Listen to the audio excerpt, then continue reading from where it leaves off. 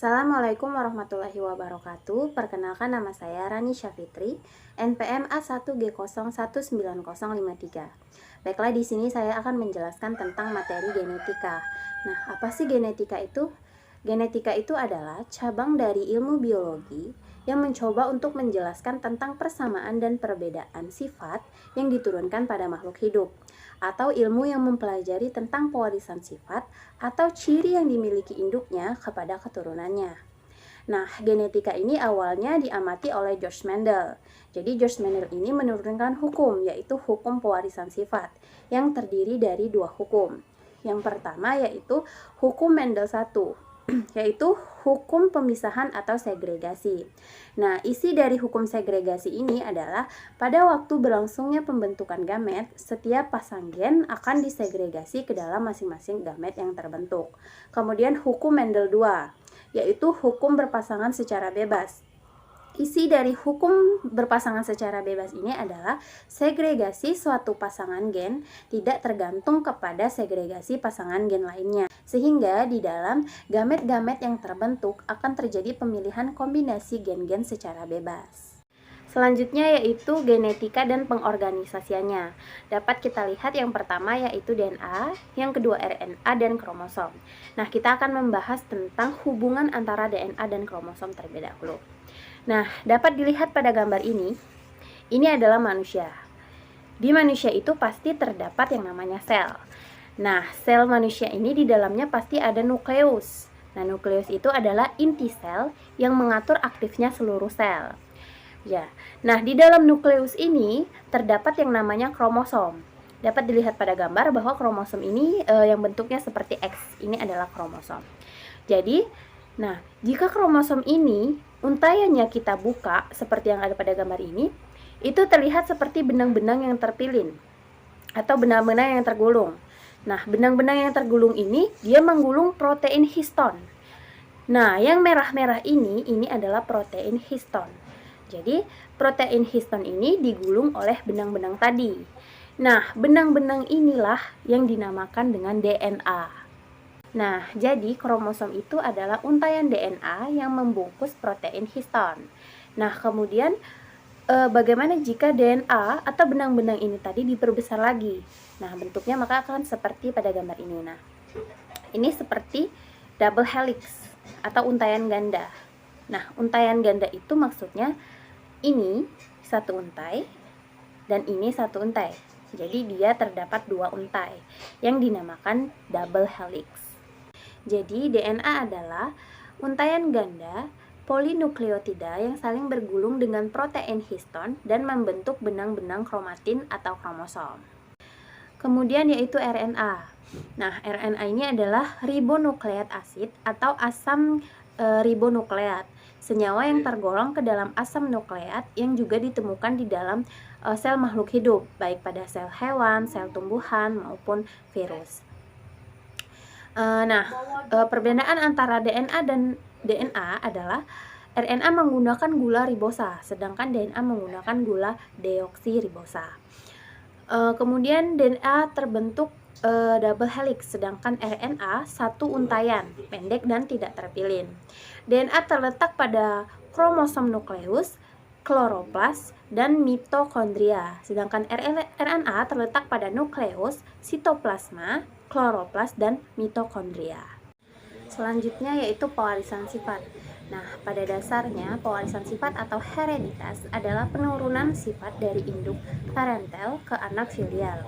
Nah, penurunan ini tergantung dengan sifat orang tua yang dikodekan oleh materi genetik.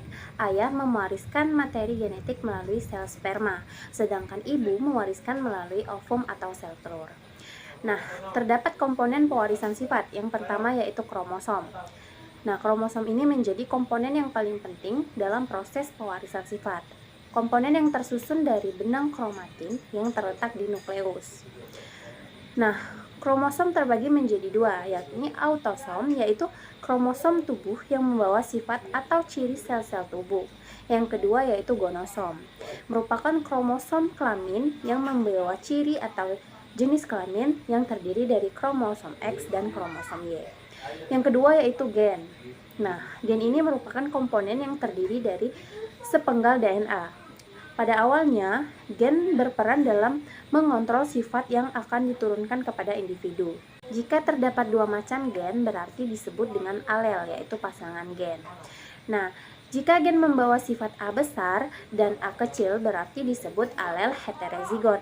Dan jika dia membawa sifat A besar dan sifat A kecil dan A kecil, maka disebut alel homozigot.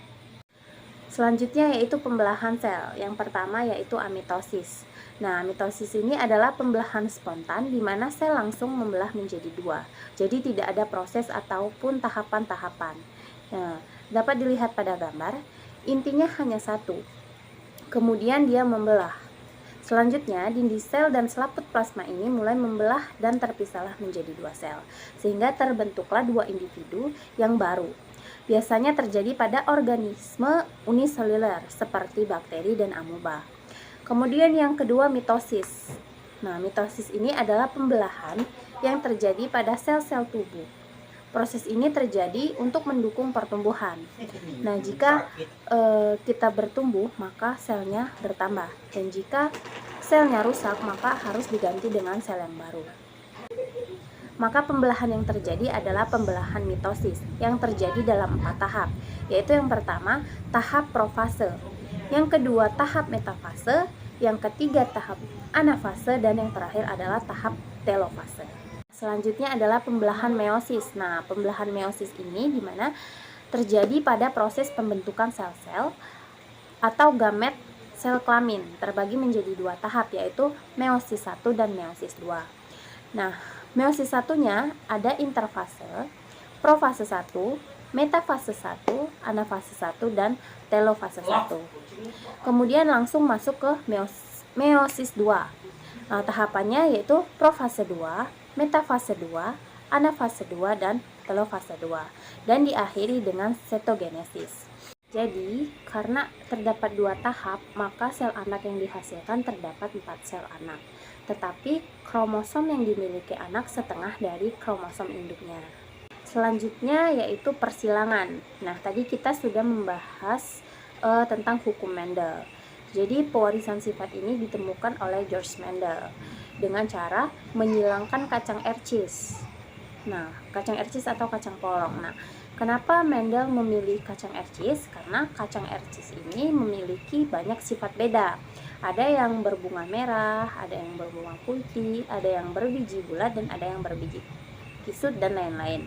Nah, juga kacang ercis ini mudah untuk dibudidaya, sehingga dapat memudahkan Mendel untuk mengamatinya. Kemudian dapat dilihat pada gambar, terdapat istilah-istilah dalam persilangan.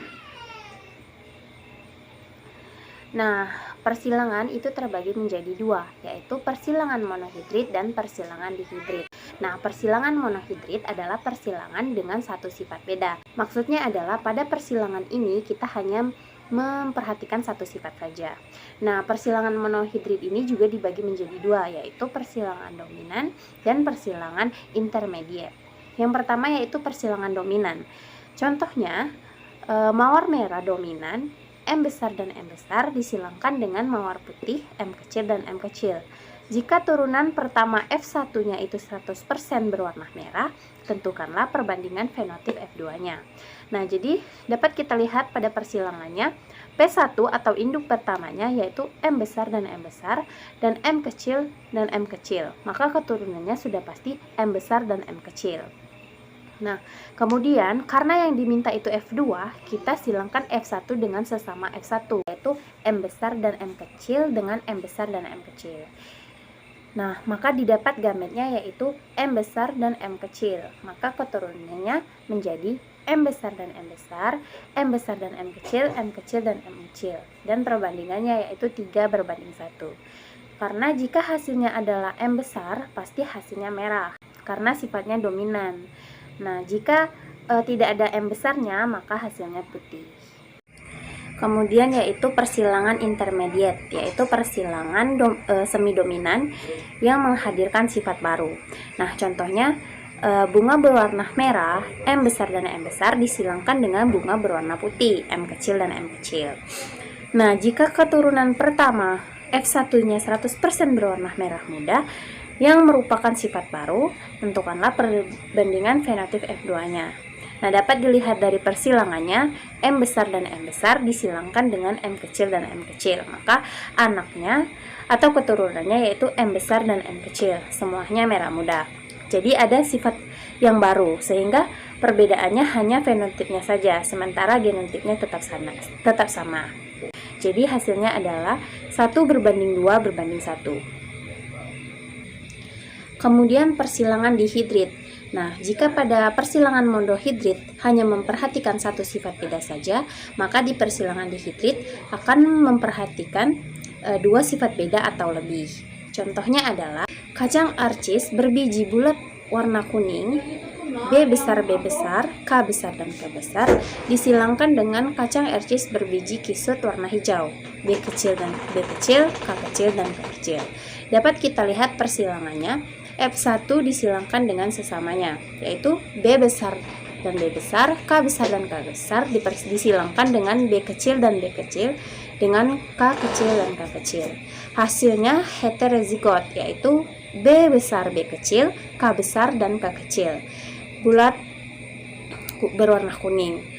Nah, lalu kita lihat gametnya, yaitu B besar dan B kecil, K besar dan K kecil disilangkan dengan B besar dan B kecil, K besar dan K kecil. Nah, maka gametnya ada 4 macam. Nah, maka akan kita masukkan ke dalam tabel seperti ini. Jadi mendapatkan hasil perbandingannya 9:3:3:1. Jadi, jika persilangan dihidrit sesama heterozigot disilangkan, maka perbandingan fenotipnya adalah 9:3:3:1. Kemudian yang terakhir adalah ekspresi gen. Nah, ekspresi gen adalah proses di mana kode-kode informasi yang ada pada gen diubah menjadi protein-protein yang beroperasi hanya di dalam sel. Nah, ekspresi gen ini di dalam sel memerlukan 2 tahap, yaitu tahap transkripsi dan tahap translasi. Yang pertama yaitu tahap transkripsi, merupakan tahapan penting dalam sintesis protein atau ekspresi gen. Proses transkripsi ini terjadi pada nukleus, di mana DNA diterjemahkan menjadi kode-kode basa nitrogen yang membentuk rantai RNA yang bersifat satu untai. Yang kedua yaitu translasi, merupakan proses yang lebih rumit jika dibandingkan dengan transkripsi, karena melibatkan berbagai fungsi makromolekul. Maka sistem translasi menjadi bagian utama mesin metabolisme pada tiap sel. Baiklah, itulah tadi materi tentang genetika yang dapat saya sampaikan. Kurang lebih saya mohon maaf. Terima kasih. Wassalamualaikum warahmatullahi wabarakatuh.